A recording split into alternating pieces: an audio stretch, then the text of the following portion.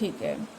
Previous video में हम लोगों ने interference due to reflected light पढ़ा था। सिमिलरली हमारा interference due to transmitted light होता है। डायग्राम ध्यान से देखते हैं।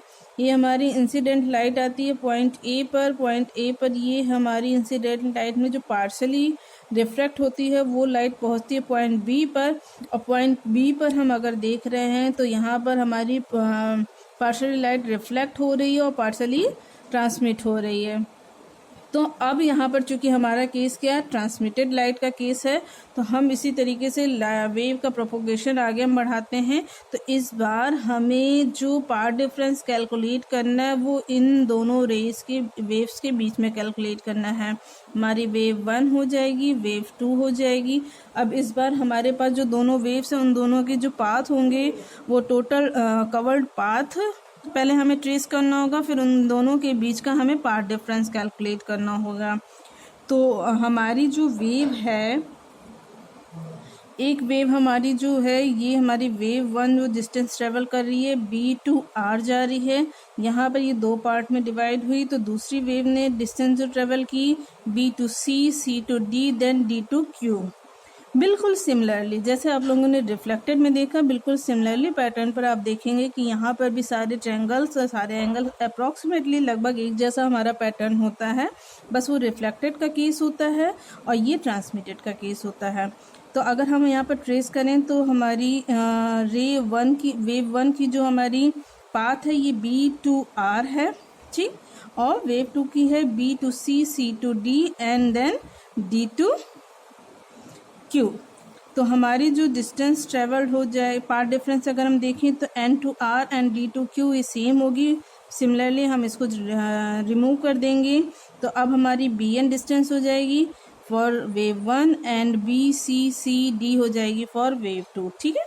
इसी चीज़ को हम लोगों ने यहाँ पे लिखा है, देखिए। तो हमारा पाथ डिफरेंस इक्वल टू क्या हो जाएगा, mu times of BC plus CD। देखिए वेव 2 के लिए BC एंड CD, और ये डिस्टेंस कहाँ ट्रेवल हो रही है, T थिकनेस के म्यू रिफ्रैक्टिव इंडेक्स के हमारी थिन फिल्म में।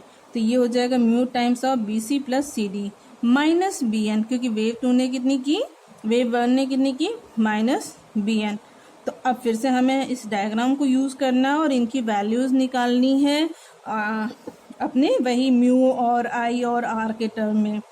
तो from again Snell's law, mu equal to sine I upon sine R। फिर से यहाँ पे हम सारे ट्रायंगल्स देखेंगे। फिर BN, sine I equal to BN upon BD, BN upon BD, यहाँ हमारा I एंगल है, ठीक है। तो अब हमारे पास इसी तरीके से साइन R हम देखेंगे, MD अपॉन BD। यहाँ से हमारे BN की वैल्यू देखिए, इस इक्वेशन में हमें BN की वैल्यू चाहिए, तो BN equal to mu times of MD मिल जाएगा ना। फिर से यहाँ पर आते हैं। अब हमारा क्या आ गया, हमने इसको रिमूव कर दिया, म्यू टाइम्स में आ गया, म्यू कॉमन ले लिए, तो BC plus CD minus MD।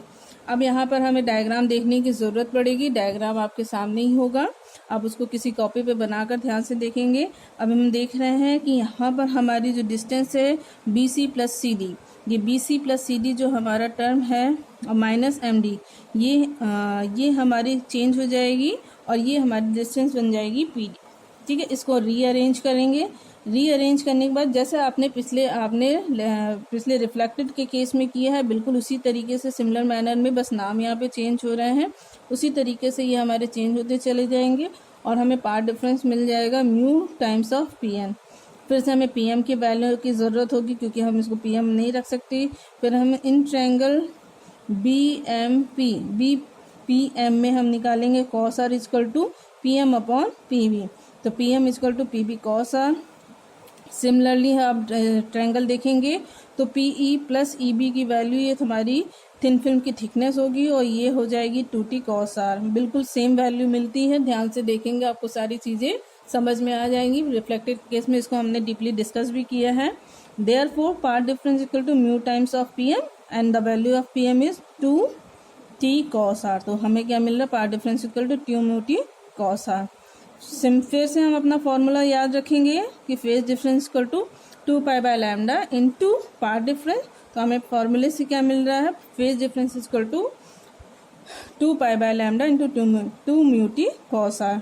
यहाँ पे एक आप लोगों को चीज़ ध्यान रखने की ज़रूरत होगी कि यहाँ पे हमारा जो हम लोगों ने रिफ्लेक्टेड के केस में एक एडिशनल फेज डिफरेंस इंट्रोड्यूस किया था, ट्रांसमिटेड के केस में वो नहीं होता है। इसीलिए अब हम यहाँ पर हमारे फॉर्मूले फाइनली जो रिजल्ट आता है वो रिफ्लेक्टेड से बदल जाता है। अभी तक चीज़ें आपकी रिफ्लेक्टेड की सिमिलर मैनर में चलती हैं, बट यहाँ पर चीज़ें बदल जाती हैं, आपको ध्यान रखने वाली बात है। अब मैक्सिमा की कंडीशन के लिए हमारा फेज डिफरेंस कितना होना चाहिए, 2n पाई होना चाहिए। ठीक है, फेज डिफरेंस कितना होना चाहिए, 2n पाई होना चाहिए। यहाँ पे हमारा फेज डिफरेंस हमारे यहाँ इस कैलकुलेशन से आ रहा है 2 pi by lambda 2 mu T cos R is equal to 2n pi, जो कि हमारी मैक्सिमा की कंडीशन है। हमने इसको दोनों को इक्वेट किया। आफ्टर इक्वेट और रीअरेंज करने के बाद हमें मैक्सिमा की कंडीशन मिल रही है 2 mu T cos R is equal to n lambda. तो ट्रांसमिटेड के केस में हमारी जो मैक्सिमा की कंडीशन होती है that is 2 mu T cos R is equal to n lambda. ठीक है, अब आते हैं where n is equal to 1 2 3। अब मिनिमा के केस में हमारा फेज डिफरेंस कितना होना चाहिए, 2n प्लस 1 पाई होना चाहिए। ठीक है, और मल्टीपल ऑफ पाई होना चाहिए। तो अब हम इसको इक्वेट करेंगे, तो इक्वेट कर रहा है 2 pi by lambda 2 mu T cos R is equal to 2n plus 1 in bracket into pi. Rearrange किया तो हमें 2 mu T cos R is equal to 2n plus 1 lambda by 2। ठीक है, तो ये हमारी मिनिमा की कंडीशन हो गई, ये हमारी मैक्सिमा की कंडीशन हो गई। यहाँ पे जब आप देखेंगे कि रिफ्लेक्टेड के केस और ट्रांसमिटेड के केस में वहाँ पर जो मिनिमा की कंडीशन होती है वो यहाँ पर मैक्सिमा की कंडीशन हो जाती है। इसी तरीके से जो वहाँ मैक्सिमा है वो यहाँ मिनिमा हो जाता है। ठीक है, तो न्यूमेरिकल सॉल्व करते समय या डेरिवेशन करते समय आपको इस बात का ध्यान रखना पड़ेगा कि मैक्सिमा और मिनिमा रिफ्लेक्टेड और ट्रांसमिटेड केस में कॉम्प्लीमेंट्री होते हैं, सेम नहीं होते हैं। वहाँ जो मैक्सिमा है वो यहाँ मिनिमा है, वहाँ जो मिनिमा है वो यहाँ मैक्सिमा है। ये आपको ध्यान रखना पड़ेगा। ओके।